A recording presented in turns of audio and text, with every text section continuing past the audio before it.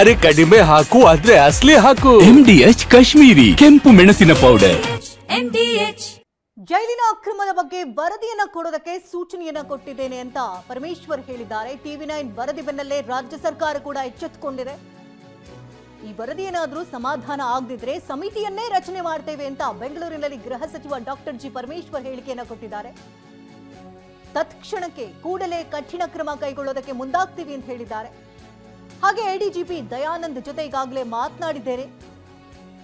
ಕೂಡಲೇ ಮೀಟಿಂಗ್ ಅನ್ನು ಕರೆದು ಕಠಿಣವಾದ ಕ್ರಮಗಳನ್ನು ಜರುಗಿಸುವಂತೆ ಅವರದಕ್ಕೆ ಮಾತನಾಡಿದ್ದೇನೆ ಅಂತ ಅಕ್ರಮದ ಬಗ್ಗೆ TV9 ವರದಿ ಬೆನ್ನಲ್ಲೇ ಡಾಕ್ಟರ್ ಜಿ ಪರಮೇಶ್ವರ್ ಅಲರ್ಟ್ ಆಗಿದ್ದಾರೆ. ಎನ್ಕ್ವೈರಿಗೆ ಈಗಾಗಲೇ ನನಗೆ ವರದಿ ಕೊಡಿ ಅಂತ ಹೇಳಿದ್ದೇನೆ. ಒಂದು ವೇಳೆ ನಮಗೆ ಆ ವರದಿಯಲ್ಲಿ ಸಮಾಧಾನ ಆಗಲಿಲ್ಲ ಅಂತಂದರೆ ನಾನು ಬೇರೆ ಒಂದು ಸಮಿತಿಯನ್ನು ಸೆಟಪ್ ಮಾಡ್ತೀನಿ.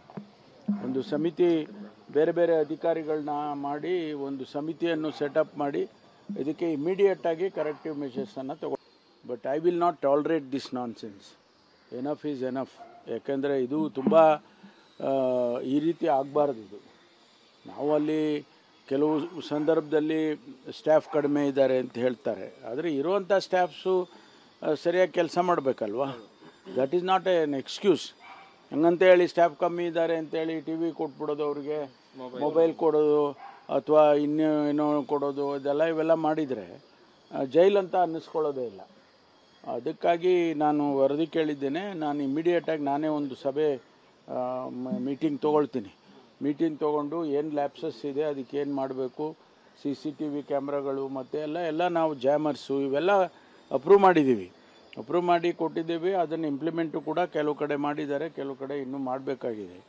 ಅದಕ್ಕೆ ಸೀರಿಯಸ್ ಆಗಿ ತೊಗೊಂಡು ಅದಕ್ಕೆ ಕ್ರಮ ತಗೊಳ್ಳೋದಕ್ಕೆ ನಾನು ಸಭೆಯನ್ನು ಕರೀತೇನೆ. ಹಿಂದೆ ಕೂಡ ಭಾಳಷ್ಟು ಕಡೆ ಇಂಥದ್ದು ಆದಂಥ ಸಂದರ್ಭದಲ್ಲಿ ಮಂಗಳೂರಿನಲ್ಲಿ, ಬೆಳಗಾಮಲ್ಲಿ ಇಲ್ಲೆಲ್ಲ ಆದಾಗ ಅಧಿಕಾರಿಗಳನ್ನ ಕೆಲವ್ರನ್ನ ಸಸ್ಪೆಂಡ್ ಮಾಡಿ ಅವ್ರ ಮೇಲೆ ಕ್ರಮನೂ ಕೂಡ ತಗೊಂಡಿದ್ದೇವೆ. ಆದರೆ ಇಲ್ಲಿ ಪದೇ ಪದೇ ಈಗ ಆಗ್ತಾ ಇದೆ ಅಂತೇಳಿ ಹಿಂದೆ ಕೂಡ ಈ ರೀತಿ ಆದಂಥ ಸಂದರ್ಭದಲ್ಲಿ ಕೆಲವರನ್ನು ಸಸ್ಪೆಂಡ್ ಮಾಡಿತ್ತು. ಈಗ ನಾನು ನಿನ್ನೆ ಕೂಡ ನಮ್ಮ ಯಾರು ಇನ್ಚಾರ್ಜ್ ಇದ್ದಾರೆ ದಯಾನಂದ್ ಅವರು, ಅಲ್ಲಿ ADGP ಅವರನ್ನು ನಾವು ಮುಖ್ಯಸ್ಥರನ್ನಾಗಿ ಮಾಡಿದ್ವಿ. ಅವರು ನೆನ್ನೆ ಏನೋ ರಜೆ ಇದ್ದಾರೆ ಅಂತ ಇದ್ದರು. ನಾನು ಮಾತಾಡಿದೆ ಅವರಿಗೆ, ಪದೇ ಪದೇ ಈ ರೀತಿ ಆಗ್ತಾ ಇದೆ, ಯಾರು ಇದಕ್ಕೆ ಹೊಣೆ ಆಗ್ತಾರೆ, ಯಾರು ಸೂಪರ್ಡೆಂಟ್ ಇದ್ದಾರೆ, ಯಾರು ಕೆಳಗಿನ ಲೆವೆಲಿನ ಅಧಿಕಾರಿಗಳಿದ್ದಾರೆ, ಅವ್ರ ಮೇಲೆ ಇಮಿಡಿಯೇಟಾಗಿ ಕ್ರಮ ತಗೊಳ್ಬೇಕು, ನನಗೆ ವರದಿಯನ್ನು ಕೊಡಬೇಕು ಅಂತ ನೆನ್ನೆ ಕೇಳಿದ್ದೇನೆ. ಸರ್, ಈಗ ಉಗ್ರ ಕೈಯಲ್ಲಿ ಮೊಬೈಲ್ ಇದೆ ಅಂತ ಅದು ನಮಗೆ ಆತಂಕ ಅಲ್ವಾ ಸರ್? ಖಂಡಿತವಾಗಿ ಯಾರ ಕೈಲೂ ಇರಬಾರ್ದು. ಅದು ಜೈಲಿನಲ್ಲಿರೋರ ಕೈಲಿ ಯಾರ ಕೈಲೂ ಇರಬಾರ್ದು. ಬರೀ ಉಗ್ರ ಅಂತಾನೆ ಅಲ್ಲ, ಯಾರು ಕೂಡ ಮೊಬೈಲ್ ಆಗಲಿ ಅಲ್ಲಿನ ಈ ಥರದ್ದು ಫೆಸಿಲಿಟೀಸ್ನೆಲ್ಲ ಅವರಿಗೆ ಕೊಡೋದಾದರೆ ಮತ್ತು ಜೈಲಂತ ಅನ್ನಿಸ್ಕೊಳ್ಳೋದೇ ಇಲ್ಲ ಅದು. ಅದಕ್ಕೆ ನಾನು ಸೀರಿಯಸ್ ಆಗಿ ತೊಗೊಂಡು ಇದನ್ನು ಒಂದು ಸಮಿತಿಯನ್ನು ರಚನೆ ಮಾಡಿ, ಇಲ್ಲಿ ಯಾಕೆ ಈ ರೀತಿ ಪದೇ ಪದೇ ಇಲ್ಲಿ ಬೆಂಗಳೂರಿನಲ್ಲಾಗುತ್ತೆ, ಬೆಳಗಾಂನಲ್ಲಾಗುತ್ತೆ, ಮಂಗಳೂರಲ್ಲಾಗುತ್ತೆ, ಈ ಥರ ಎಲ್ಲ ಆಗಬಾರ್ದು ಇದು. ಅದಕ್ಕೋಸ್ಕರ ಅದನ್ನು ಸೀರಿಯಸ್ ಆಗಿ ತೊಗೊಂಡು ಅದಕ್ಕೇನು ಕ್ರಮ ಮಾಡಬೇಕೋ ಅದನ್ನು ಮಾಡ್ತೀನಿ. ಇಸಿ ಬಾಗ್ಲೇ ಇನ್ನಷ್ಟು ಮಾಹಿತಿಯನ್ನು ಕೊಡೋದಕ್ಕೆ ನೇರ ಸಂಪರ್ಕದಲ್ಲಿ ವಿಕಾಸ್ ಇದ್ದಾರೆ. ವಿಕಾಸ್, ಇಂಥ ನಾನ್ಸೆನ್ಸ್ಗಳನ್ನು ನಾನು ಸಹಿಸೋದಕ್ಕೆ ಸಾಧ್ಯನೇ ಇಲ್ಲ. ದಯಾನಂದ್ ಅವ್ರನ್ನ ಕರೆದಿಗಾಗಲೇ ಸೂಚನೆಯನ್ನು ಕೊಟ್ಟಿದ್ದೀನಿ. ಇದಕ್ಕೆ ಒಂದು ವರದಿ ಏನಾದರೂ ಸಮ್ಮತಿ ಸೂಚಿಸಲಿಲ್ಲ ಅಂತಂದರೆ ಇದಕ್ಕೆ ಪ್ರತ್ಯೇಕವಾದಂತಹ ವರದಿಯನ್ನು ತಯಾರಿಸೋಕೆ ತಂಡವನ್ನು ಕೂಡ ರಚನೆ ಮಾಡೋದಕ್ಕೆ ಹೇಳ್ತೀನಿ ಅಂತ ಮಾಹಿತಿನ ಹೇಳ್ತಿದ್ರು ಪರಮವರು. ಇದಕ್ಕೆ ಸಂಬಂಧಪಟ್ಟಂಥ ಅಪ್ಡೇಟ್ಗಳೇನು ಸಿಗ್ತಾ ಇದೆ? ಎಸ್ ಶಕುಂತಲಾ, ಈ ಒಂದು ವಿಚಾರಕ್ಕೆ ಸಂಬಂಧಪಟ್ಟಂತೆ ಈಗಾಗಲೇ ದಯಾನಂದ್ ಅವರು ಆಂತರಿಕ ತನಿಖೆ ಕೂಡ ಆದೇಶ ಮಾಡಿರುವಂಥದ್ದು ಮತ್ತು ನಿನ್ನೆ ಏನು ಜೈಲಾಧಿಕಾರಿಗಳೇ ಎಲ್ಲಾ ಬ್ಯಾರಕ್ಗಳು ಕೂಡ ಪರಿಶೀಲನೆ ನಡೆಸಿರುವಂಥದ್ದು. ಪರಿಶೀಲನೆಗಳು ನಡೀತಾನೆ ಇರುತ್ತೆ.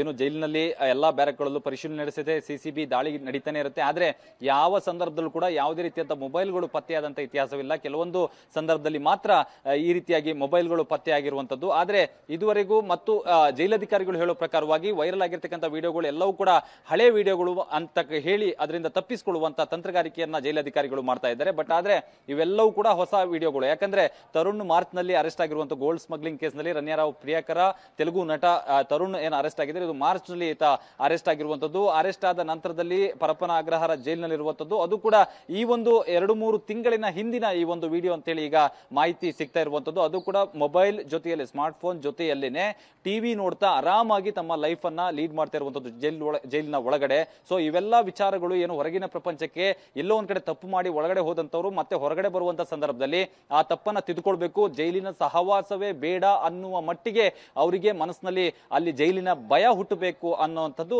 ಜನರಿಗಿರುವಂತದ್ದು ಮತ್ತು ಕಾನೂನು ಹೇಳುವಂಥದ್ದು.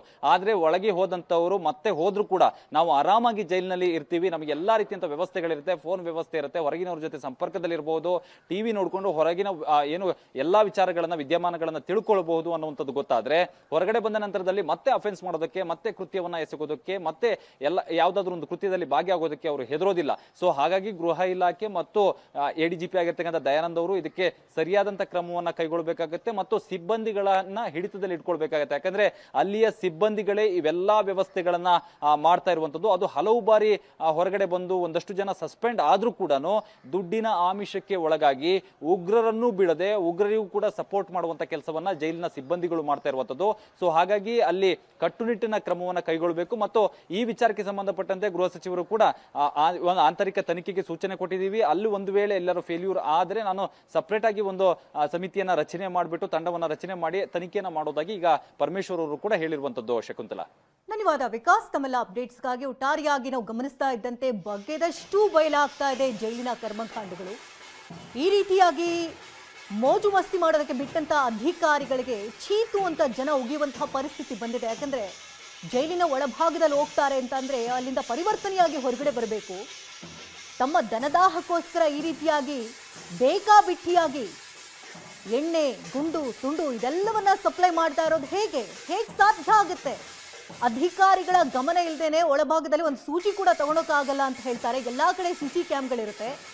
ಕಂಪ್ಲೀಟ್ ಬ್ಯಾಗ್ ಏನು ತಗೊಂಡೋದ್ರು ಕೂಡ ಚೆಕ್ ಮಾಡಿ ಒಳಗಡೆ ಬಿಡ್ತಾರೆ. ಅಂಥದ್ರಲ್ಲಿ ಗುಂಡು ತುಂಡು ಎಲ್ಲ ಒಳಗಡೆ ಹೋಗೋದಕ್ಕೆ ಹೇಗೆ ಸಾಧ್ಯ? ಅಧಿಕಾರಿಗಳ ಕಿಮ್ಮತ್ತಿನಿಂದಲೇ ಈ ರೀತಿ ಆಗ್ತಾ ಇದೆ. ತಮ್ಮ ದನದಾಹಕ್ಕೋಸ್ಕರ ತಮ್ಮನ್ನೇ ತಾವು ಮಾರ್ಕೊಳ್ತಾ ಇದ್ದಾರೆ ಇಲ್ಲಿ ಅಧಿಕಾರಿಗಳು ಅನ್ನುವಂಥ ಆರೋಪ ಇದು. ಜೈಲಿನ ಒಳಭಾಗದ ಅಧಿಕಾರಿಗಳಿಗೆ ಬಿಸಿ ಮುಟ್ಟಿಸುವಂಥ ತಂತ್ರಗಳಾಗಬೇಕೀಗ.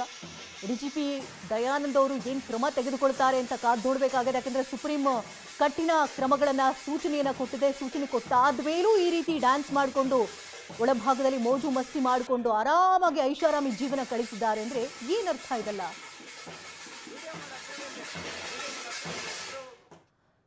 MDH ನ ಕಿಚನ್ ಅಲ್ಲಿದ್ರೆ ನಾವು ಎಲ್ಲವನ್ನು ಮಾಡಬಹುದು. ಬೆಂಗನ್ಕ ಬರ್ತಾ, ಆಲೂ ಗೋಬಿ, ಭಿಂಡಿ ಮಸಾಲಾ, ಇನ್ನೂ ಬಹಳಷ್ಟು. MDH